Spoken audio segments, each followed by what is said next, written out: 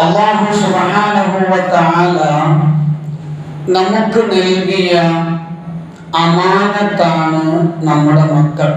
നമ്മെ സൂക്ഷിക്കാൻ ഏൽപ്പിച്ചതാണ്. അബദ്ധത്തിൽ സംഭവിച്ചതാണ് എന്നാലും കരുതരുത്. ഇപ്പൊ തന്നെ ഒന്നും വേണ്ട, കുറച്ച് കഴിഞ്ഞിട്ട് മതി, കുട്ടിപ്രായം കഴിയട്ടെ, 2 കൊല്ലം കഴിയട്ടെ, 5 കൊല്ലം കഴിയട്ടെ, ഇങ്ങനെ ഭാര്യ ഭർത്താക്കന്മാർ ഇങ്ങനെ പറഞ്ഞു വെക്കും. എന്നാൽ അങ്ങനെ ഇങ്ങനെ പറഞ്ഞു കൊണ്ടിരിക്കുന്ന സമയത്തായിരിക്കും അല്ലാഹു സുബ്ഹാനഹു വ തആല അവർക്കൊരു കുഞ്ഞിനെ നൽകുന്നത്. ഓർക്കാപ്പുറത്ത് യാതൊരു താല്പര്യമില്ലാതെ, കുഞ്ഞുണ്ടാകണം എന്നൊരു ആഗ്രഹമില്ലാതെ ഇരിക്കുന്ന സന്ദർഭത്തിലാണ് അല്ലാഹു അവർക്കൊരു കുഞ്ഞ് നൽകിയത്. അതേപോലെ തന്നെ വേറൊരു ഉദാഹരണമാണ്, ഞാൻ ആഗ്രഹിച്ച ഭാര്യയെ അല്ല എനിക്ക് കിട്ടിയത്. എൻ്റെ ഭാര്യ കുറച്ച് തടിച്ചിട്ടാണ്, അതല്ലെങ്കിൽ നല്ല മെലിഞ്ഞിട്ടാണ്, നിറമില്ല, അതല്ലെങ്കിൽ എൻ്റെ ഭാര്യയ്ക്ക് വേറെ ആരോടോ ഒരു ബന്ധമുണ്ട്, അതല്ലെങ്കിൽ എൻ്റെ ഭാര്യയോട് എനിക്ക് വല്ല ഒരു തൃപ്തിയില്ല, അവളെ പൊരുത്തപ്പെട്ട് ജീവിക്കാൻ എനിക്ക് താല്പര്യമില്ല, അവരിൽ നിന്നൊരു കുഞ്ഞുണ്ടാകുക എന്ന് പറഞ്ഞാൽ എനിക്കത് ഊഹിക്കാൻ കഴിയൂല.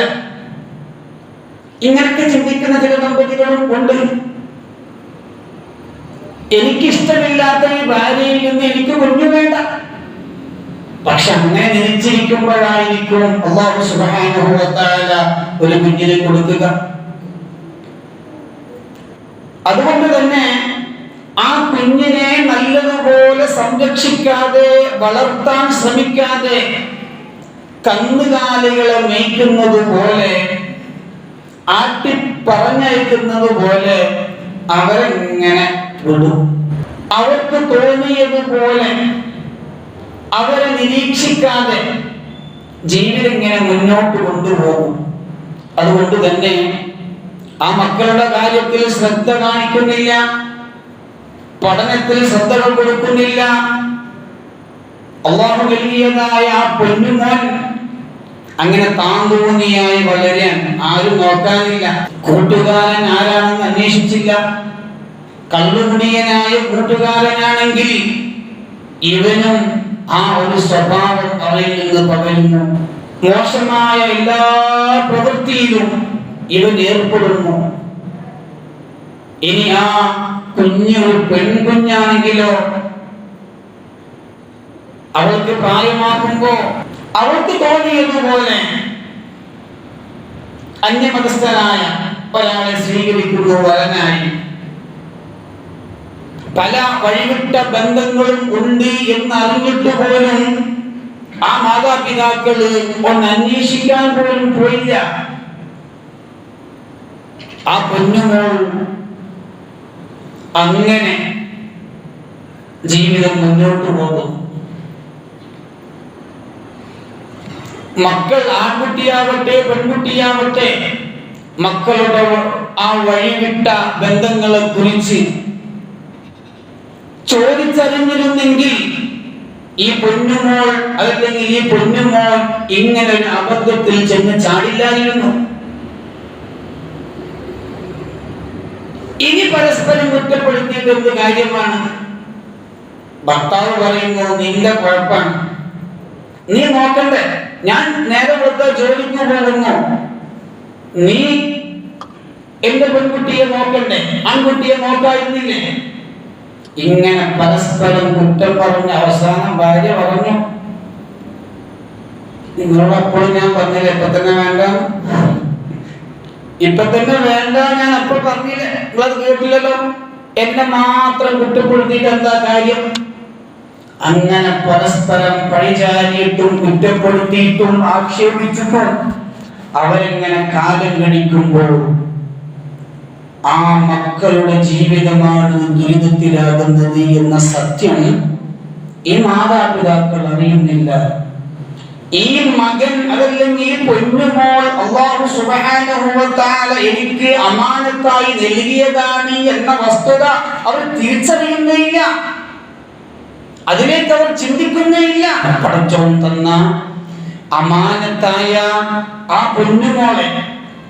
പൊന്നുമോനെ ദീനിന്റെ വഴിയിൽ വളർത്താൻ ശ്രദ്ധിച്ചിരുന്നെങ്കിൽ, അനുസരണ പഠിപ്പിച്ചിരുന്നെങ്കിൽ, അച്ചടക്കം പഠിപ്പിക്കുമായിരുന്നെങ്കിൽ ഇതിങ്ങനെ സംഭവിക്കുമായിരുന്നില്ല.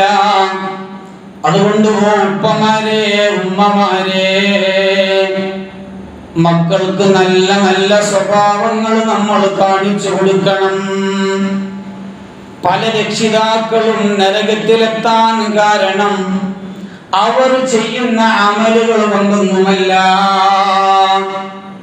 മക്കളെ ശരിയായ നിലക്ക് വളർത്താത്തത് കൊണ്ടാണ്. ഉപ്പയും ഉമ്മയും നിസ്കരിക്കുന്നവരാകാം, പക്ഷേ മക്കളോട് എടാ ഒന്ന് നിസ്കരിക്കടാ എന്നൊരു വാക്ക് പറയില്ല. ഉപ്പ കള്ളുകുടിയനായിരിക്കില്ല, പക്ഷേ മകൻ കുടിച്ചു വരുമ്പോ മോനെ അരുത്, അങ്ങനെ ചെയ്യരുത്, അത് പാപമാണ്, പടച്ചോന് ദേഷ്യമുള്ള കാര്യമാണ്, ഹറാമാക്കിയ കാര്യമാണെന്നൊരു ഉപദേശം ഈ ഉപ്പയും ഉമ്മയും കൊടുക്കുന്നില്ല. ഇതിന്റെ പേരിലാണ് ഈ മാതാപിതാക്കൾ നരകത്തിൽ ചെന്നെത്തുന്നത്. ബാപ്പ ചിലപ്പോൾ ഉപദേശിച്ചാൽ, ബാപ്പ മുമ്പ് അങ്ങനെ ആയിരുന്നു എന്നതുകൊണ്ട് തന്നെ ബാപ്പാനെ മക്കൾ തള്ളി പറയുന്നു. ഉമ്മ തോന്നിയതുപോലെ ജീവിക്കുന്നവളാണ് എന്നതിന്റെ പേരിൽ ആ മകൻ ഉമ്മയെയും തള്ളിപ്പറയുന്നൊരവസ്ഥ. അതുകൊണ്ടാണ് ഞാൻ പറഞ്ഞത്, നമ്മൾ എന്ത് ചെയ്യണം? നല്ല നല്ല സ്വഭാവങ്ങൾ നമ്മുടെ മക്കൾക്ക് കാണിച്ചു കൊടുക്കണം. ഇനി പള്ളിയിലെ ഉസ്താദെങ്ങാനും ഉപദേശിക്കാൻ പോയാലോ, സുബ്ഹാനല്ലാഹ്, വല്ലാത്ത പുകിലാണ്. ഞാൻ മുമ്പ് ജോലി ചെയ്ത സ്ഥലത്ത് ഒരു കുട്ടി, ഞാൻ വരുന്ന സമയത്തൊക്കെ നല്ല പള്ളിയിലൊക്കെ ജമാഅത്തിലൊക്കെ വന്നിരുന്ന കുട്ടിയാണ്. അവന്റെ പഠനം, സ്കൂൾ പഠനം വേറെ ബാംഗ്ലൂരിലേക്ക് ആക്കിയപ്പോൾ ഒഴിവ് സമയങ്ങളിൽ അവൻ വരുമ്പോ പള്ളിയിലേക്ക് പിന്നെ കാണുന്നില്ല.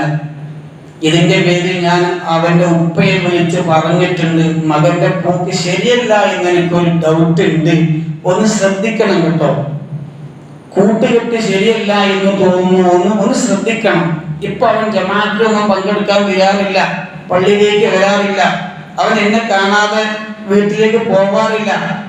പക്ഷെ എവിടെയോ ഒരു മിസ്റ്റേക്ക് ഉണ്ട്, ശ്രദ്ധിക്കണം എന്ന് പറഞ്ഞപ്പോ, ഉപ്പ ഗൾഫിലാണ്, ആ ഉപ്പ എന്നോട് പറഞ്ഞു, കുട്ടികളല്ലേ ശരിയായിക്കോളും, അവര് പ്രശ്നങ്ങളല്ലേ ഇപ്പൊ ഉള്ളത്, അവരിങ്ങനെ കൂട്ടുകെട്ടിൽ ഇങ്ങനെ വളരട്ടെ, കുറച്ച് കഴിഞ്ഞാൽ ശരിയായിക്കോളും എന്ന് എന്നോട് പറഞ്ഞു.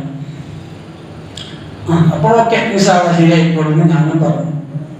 പിന്നീട് പിന്നത്തെ വരവിൽ അവൻ വന്ന വരവ് 4 മാസം കഴിഞ്ഞിട്ടാണ് അവൻ ബാംഗ്ലൂരിൽ പിന്നെ വരുന്നത്. സുബ്ഹാനല്ലാഹ്, മയക്കുമരുന്നിന്റെ അടിമയായി മാറിയവൻ. ആ ഉപ്പാനോട് ഞാൻ പറഞ്ഞ ആ സംശയം ആ ഉപ്പ ശ്രദ്ധിച്ചിരുന്നെങ്കിൽ ഇങ്ങനെ ആകുമായിരുന്നില്ല. ഞാൻ ആകെ വിഷമിച്ചു പോയി. അവൻ പിന്നീട് ലീവ് വരുമ്പോൾ അവന് കിട്ടേണ്ട സാധനം കിട്ടാത്തതിന്റെ പേരിൽ വീട്ടിലുള്ള അലമറകളൊക്കെ പൊട്ടിച്ചു കളയാണ്, ജനലുകളൊക്കെ പൊട്ടിച്ചു കളയാണ്, വാതിലൊക്കെ 2 കഷ്ണമാക്കി. ഇവനെ പേടിച്ച് ഉമ്മ അപ്പുറത്തെ വീട്ടിൽ താമസിക്കാം. നിങ്ങൾ നോക്കി, അപ്പൊ നമ്മുടെ മക്കളെ നമ്മൾ ശ്രദ്ധിച്ചില്ല എങ്കിൽ അവർ വഴിവിട്ടു പോയി കഴിഞ്ഞിട്ട് പിന്നെ പറഞ്ഞിട്ട് കാര്യമുണ്ടാവൂല. ചില രക്ഷിതാക്കളുടെ സ്വഭാവമാണ് ഞാൻ പറഞ്ഞത്, അത് പിന്നെ ശരിയായിക്കോളൂ ഉസ്താദേ, അത് അവരങ്ങനെ പോയിക്കോട്ടെ, കുറച്ച് ശരിയായിക്കോളൂ, അങ്ങനെ ഒരിക്കലും വെക്കരുത്. ചില രക്ഷിതാക്കളോ വേറെ സ്വഭാവക്കാരാണ്. അവരെന്താ, എന്റെ മക്കൾ നിസ്കരിച്ചോളൂ ഇൻഷാ അല്ലാഹ്, ഉസ്താദ് വരെ ഇടപെടേണ്ട ആവശ്യമില്ല, അങ്ങനെ പറയുന്ന രക്ഷിതാക്കളും ഉണ്ട്. ചില മക്കളുടെ കഴുത്തിലുണ്ടാവും ചങ്ങല, കയ്യിലുണ്ടാവും ചങ്ങല, ഇതിലൊക്കെ പറയാറുണ്ട്. പക്ഷെ പലരും അവര് കുട്ടികളല്ലേ, അവർ കഴുത്തിൽ ചങ്ങലിട്ടോട്ടെ, കയ്യിൽ ചങ്ങലിട്ടോട്ടെ, അത് കാര്യമാക്കണ്ട, ഒരു നിസ്സാരമായിട്ട് കാണുകയാണ്. ഇത്തരം കുട്ടികളായിരിക്കും വലിപ്പത്തിൽ വലിയ കൊള്ളക്കാരും കൊള്ളത്തലവന്മാരുമായി. അള്ളാഹു കാത്ത് രക്ഷിക്കട്ടെ. അപ്പൊ ഇപ്പോൾ തന്നെ കുട്ടികളെ സംസ്കരിച്ചെടുത്ത് നല്ല സ്വഭാവത്തിന്റെ ഉടമകളാക്കാൻ ശ്രമിക്കുകയാണെങ്കിൽ ആ മക്കളെ നമുക്ക് കിട്ടും. ഇല്ല എങ്കിൽ അവർ വഴിവിട്ടു പോകും. പിന്നെ ഉസ്താദേ, നിങ്ങളാ പറഞ്ഞത് ഞാൻ അനുസരിച്ചിരുന്നെങ്കിൽ, ഞാനൊന്ന് നോക്കിയിരുന്നെങ്കിൽ ഈ ഗതി വരികയായിരുന്നു എന്ന് പറയുന്ന ഒരു ദുരവസ്ഥ ഉണ്ടാവുകയായിരുന്നു. അതുകൊണ്ട് ഞാൻ പറഞ്ഞു വന്നത്, നമ്മുടെ സ്വഭാവം നമ്മൾ നന്നാക്കണം. നല്ല സ്വഭാവം നമ്മുടെ മക്കൾക്ക് പഠിപ്പിച്ചു കൊടുക്കണം. നരകത്തിലെത്താൻ കാരണം അമല് കുറഞ്ഞത് കൊണ്ടാവൂല, മക്കള് കേടുവന്നത് കൊണ്ടാണ്. അതുകൊണ്ടല്ലേ ഉസ്മാൻ ഇബ്നു അഫ്ഫാൻ റളിയല്ലാഹു അൻഹു പറഞ്ഞത്, ഒരു മനുഷ്യൻ ഏറ്റവും കൂടുതൽ ഭയപ്പെടേണ്ടത് എന്തിനെയാണെന്നറിയോ? ഒരു മനുഷ്യൻ ഏറ്റവും കൂടുതൽ ഭയപ്പെടേണ്ടത്, ഏറ്റവും കൂടുതൽ പേടിക്കേണ്ടത് മക്കളുടെ കാര്യത്തിലാണ്. എന്റെ മക്കളുടെ കാരണം കൊണ്ട് ഞാൻ സ്വർഗത്തിൽ കടക്കുമോ നരകത്തിൽ കടക്കുമോ എന്നാണ് ഒരു മനുഷ്യൻ, ഒരു രക്ഷിതാവ് പേടിക്കേണ്ടത് എന്ന് ഉസ്മാൻ റളിയല്ലാഹു അൻഹു പഠിപ്പിക്കുകയാണ്. അതുകൊണ്ട് ഉമ്മമാരെ, നമ്മുടെ മക്കളെ നല്ല നിലയിൽ വളർത്തണം, നല്ലത് പഠിപ്പിച്ചു കൊടുക്കണം. നമ്മൾ മരിച്ചു കഴിഞ്ഞാൽ നമുക്കൊരു മൻഖൂസ് മൗലിദിന്റെ ഒരു ഹദീസെങ്കിലും ഓതി സൂറത്ത് യാസീൻ ഓതി ദുആ ചെയ്യുന്ന, പടച്ചോനെ എൻ്റെ ഉമ്മ മരണപ്പെട്ടു പോയി, എൻ്റെ ഉമ്മാക്ക് പുറത്തു കൊടുക്കണേ അല്ലാഹ്, എൻ്റെ ഉപ്പ മരണപ്പെട്ടു പോയി, എൻ്റെ ഉപ്പാക്ക് പുറത്തു കൊടുക്കണേ അല്ലാഹ് എന്ന് കരഞ്ഞ് ദുആ ചെയ്യുന്ന മകനെ നമുക്ക് ലഭിക്കണം. അത് നമ്മൾ ഇപ്പൊ തന്നെ അതിനുള്ള കാര്യങ്ങൾ ചെയ്തു വെക്കണം. പിന്നെ നോക്കാം, കുറച്ച് കഴിഞ്ഞിട്ട് നോക്കാം, അവർ പിന്നീട് ശരിയായിക്കോളും എന്ന രൂപത്തിലാണെങ്കിൽ ശരിയാവൂല. അത് നമ്മൾ നിർബന്ധിച്ച് അവരെ കൊണ്ട് ചെയ്യിക്കുക തന്നെ വേണം. ഇസ്ലാമികമായ ചിട്ടകൾ അവരെ കൊണ്ട് പഠിപ്പിക്കണം. നമ്മളെ കണ്ടിട്ടാണ് നമ്മുടെ മക്കൾ വളരുക. നമ്മുടെ സ്വഭാവം എന്താണ്, നമ്മുടെ ജോലി എന്താണ്, അതൊക്കെ വീക്ഷിച്ചിട്ടാണ് നമ്മുടെ മക്കൾ വളർന്നു വരുന്നത്. അതുകൊണ്ടാണ് നമ്മുടെ സ്വഭാവം നമ്മൾ നന്നാക്കണം. നമ്മൾ പള്ളിയിലൊക്കെ വരണം, കൃത്യമായി നമ്മൾ നിസ്കരിക്കണം. പള്ളിയിൽ വരാത്ത സാഹചര്യമാണെങ്കിൽ വീട്ടിലിരുന്നു കൊണ്ടെങ്കിൽ നമ്മൾ കൃത്യമായി നിസ്കാരം നിലനിർത്തണം. അത് മക്കൾ കാണണം. ബാപ്പായുടെ സ്വഭാവം മക്കൾ പെട്ടെന്ന് ക്യാച്ച് ചെയ്യും, ഉമ്മായുടെ സ്വഭാവം മക്കൾ പെട്ടെന്ന് എടുക്കും. ബാപ്പ കള്ളുകുടിയനായാൽ മക്കളും അത് അനുകരിക്കും, കള്ളുകുടിക്കും. മക്കള് ഹാൻഡ്സ് വെക്കുന്നവരായാൽ, ചില ആളുകൾ ഉണ്ടാവും കീശയിൽ നിന്ന് കവറെടുത്ത് ചുണ്ടിനടിയിൽ നോക്കുന്ന ഹാൻഡ്സ്, അതൊക്കെ ലഹരി വസ്തുക്കളാണ്. ഇതൊക്കെ ഒഴിവാക്കണം. മക്കൾ ഇത് കണ്ട് വളർന്ന് ഇതിനേക്കാൾ വലിയ സാധനങ്ങൾ ചുണ്ടിനിടയിലും നാവിനിടയിലും കുത്തിവെക്കും. അതുകൊണ്ട് നമ്മളിത് മക്കൾ കാണിച്ചു കൊടുക്കരുത്. നമ്മൾ അങ്ങനെ സ്വഭാവം ഉണ്ടെങ്കിൽ അതൊക്കെ ഒഴിവാക്കണം. ലഹരി വസ്തുക്കൾ, പാൻ മസാലകൾ, ഇതൊക്കെ നമ്മൾ ഉപയോഗിക്കുന്നുണ്ടെങ്കിൽ നമ്മുടെ മക്കളും അത് ചെയ്യും. ബാപ്പ ഹറാമായ ജോലി ചെയ്യുന്നവനായാലോ മക്കളും ഹറാമായ ജോലി എടുക്കാൻ താല്പര്യപ്പെടും. അവൻ കള്ളു കുടിച്ചു വന്നിട്ട് അവന്റെ ഭാര്യയെയും മക്കളെയും പേരമക്കളെയും ഉപദ്രവിക്കുന്നത് കാണുമ്പോ, മോശമായി പെരുമാറുന്നത് കാണുമ്പോ ഈ വെല്ലിപ്പയാകുന്ന നിങ്ങൾക്ക് ഒരിക്കലും സഹിക്കാൻ കഴിയൂല. എന്റെ മകൻ കള്ളു കുടിച്ചു വന്ന് അവന്റെ ഭാര്യയെയും മക്കളെയും പേരമക്കളെയും ഒക്കെ ഉപദ്രവിക്കുന്നത് ഒരു വെല്ലിപ്പാക്കും ഒരു വെല്ലിമാക്കും സഹിക്കൂല. എന്നാൽ നിങ്ങൾ ചെറുപ്പത്തിൽ കള്ളു കുടിച്ചു വരുമ്പോ, നിങ്ങളുടെ മാതാവിനെ ഉപദ്രവിക്കുമ്പോ, നിങ്ങളുടെ പിതാവിനെ ഉപദ്രവിക്കുമ്പോ, നിങ്ങളുടെ ഭാര്യയെ ഉപദ്രവിക്കുമ്പോ നിങ്ങൾ ഓർത്തിരുന്നില്ല, ഇങ്ങനെ ഒരു മകൻ എനിക്കുണ്ടാകുകയാണെങ്കിൽ ഞാൻ എത്രമാത്രം സങ്കടപ്പെടുമെന്ന് ചിന്തിച്ചിട്ടുണ്ടാവില്ല. അത്രത്തോളം നമ്മൾ ചെറുപ്പകാലത്ത് അതല്ലെങ്കിൽ നമ്മുടെ യുവത്വകാലത്ത് നമ്മൾ ചെയ്തു കൂട്ടിയതായ തമ്മാടിത്തരങ്ങൾ, വേണ്ടാത്തരങ്ങൾ, ഇതൊക്കെ നമ്മുടെ മക്കളിലും പകരും. അതുകൊണ്ടാണ് നമ്മെ കണ്ടിട്ടാണ് നമ്മളെ മക്കൾ വളർന്നു വരുന്നത് എന്നുള്ള സത്യം നാം തിരിച്ചറിയണം എന്ന് പറയാൻ തന്നെ കാരണം. ഈ കള്ളെന്ന് പറഞ്ഞാൽ സർവനാശം വിതക്കുന്ന ഒരു പാനീയമാണ്. അതിലെങ്ങാനും അഡിക്റ്റായി കഴിഞ്ഞാൽ അതിൽ നിന്ന് പുറത്തു കടക്കാൻ വളരെ സാഹസമാണ്, പ്രയാസമാണ്. അതുകൊണ്ട് ഈ റബീഉൽ അവ്വൽ മാസത്തിൽ അത്തരം സ്വഭാവങ്ങളുള്ള ആരെങ്കിലൊക്കെ ഉണ്ടെങ്കിൽ അതിൽ നിന്ന് ഒഴിഞ്ഞു മാറണം. ചുണ്ടിൻ്റെ ഇടയിലൊക്കെ ഹാൻസ് പോലെയുള്ള പുകല വസ്തുക്കളൊക്കെ വെക്കുന്നവരുണ്ടെങ്കിൽ, കള്ളു കുടിക്കുന്നവരുണ്ടെങ്കിൽ, തോന്നിവാസം ചെയ്യുന്നവരുണ്ടെങ്കിൽ, മോശമായ പ്രവൃത്തികൾക്ക് അടിമയായവരുണ്ടെങ്കിൽ ഈ റബീഉൽ അവ്വൽ മാസത്തിൽ അതിൽ നിന്നൊക്കെ മാറി നിൽക്കണം. അപ്പോഴേ മുത്തുനബി സ്വല്ലല്ലാഹു അലൈഹി വസല്ലം തങ്ങളുടെ പൊരുത്തം നമുക്ക് ഉണ്ടാവുള്ളൂ. അള്ളാഹു നമ്മെ പൊരുത്തപ്പെടുകയുള്ളൂ. നമ്മൾ ഏതായാലും ഈ ദുനിയാവിൽ കാലാകാലം ഉണ്ടാവില്ല. ഒരു ദിവസം മരിക്കും, ഇന്നല്ലെങ്കിൽ നാളെ, അതല്ലെങ്കിൽ ഇപ്പൊ ഈ സമയത്ത് തന്നെ നമ്മൾ മരിക്കാം. നമുക്ക് ഗ്യാരണ്ടി ഇല്ല, ഏത് സമയവും മരണപ്പെടാം എന്ന ചിന്ത ഉള്ള ആള് ഒരിക്കലും അള്ളാഹുവിനെ എതിര് പ്രവർത്തിക്കൂല. ഞാൻ മരിക്കേണ്ടവനാണല്ലോ പഠിച്ചോനെ, ഇവിടെ തോന്നിയതുപോലെ ചെയ്ത് ജീവിച്ച് എൻ്റെ ജീവൻ നശിപ്പിച്ചിട്ട് എനിക്കെന്ത് കിട്ടാനാണ് എന്ന് ചിന്തിച്ചുകൊണ്ട് പടച്ച റബ്ബിനെ പേടിച്ച് ജീവിക്കുന്ന ആളുകളായി നമ്മൾ മാറണം. ആരെയും നമ്മൾ കളിയാക്കരുത്, ആരെയും പരിഹസിക്കരുത്, ആരെയും കുറ്റം പറയരുത്. നമ്മൾ നമ്മുടെ സ്വഭാവം നന്നാക്കലോടുകൂടെ തന്നെ നാം കഴിക്കുന്നതായ ഭക്ഷണം അത് ഹലാലാവണം. ഹലാലായ ഭക്ഷണം ഉണ്ടാവണമെങ്കിൽ ഹലാലായ സമ്പാദ്യം വേണം. ഹലാലായ സമ്പാദ്യം ഉണ്ടാവണമെങ്കിൽ ഹലാലായ ജോലി നമുക്ക് വേണം. പലിശയുമായി ബന്ധപ്പെട്ട ജോലികൾ അത് ഹറാമാണ്. ലോട്ടറിയുമായി ബന്ധപ്പെട്ട എല്ലാ പരിപാടികളും ഹറാമാണ്. അതുപോലെ വ്യഭിചാരവുമായി ബന്ധപ്പെട്ട ജോലികൾ ഹറാമാണ്. മദ്യവുമായി ബന്ധപ്പെട്ട ജോലികളൊക്കെ ഹറാമാണ്. അതേപോലെ തന്നെ ക്യാഷ് പലിശക്ക് കൊടുത്ത് ലാഭം കൊയ്യുന്ന പ്രവണത എല്ലാം ഹറാമാണ്. അതൊക്കെ നമ്മൾ മാറണം. ഹറാമായ ജോലിയൊക്കെ ഒഴിവാക്കണം. എത്ര അനുവദനീയമായ ഹലാലായ ജോലികൾ നമുക്കിടയിലുണ്ട്. അതെടുത്ത് ഹലാലായ ഭക്ഷണം നമ്മുടെ മക്കൾക്ക് കൊടുത്തൂടെ, നമ്മുടെ ഭാര്യയ്ക്ക് കൊടുത്തൂടെ.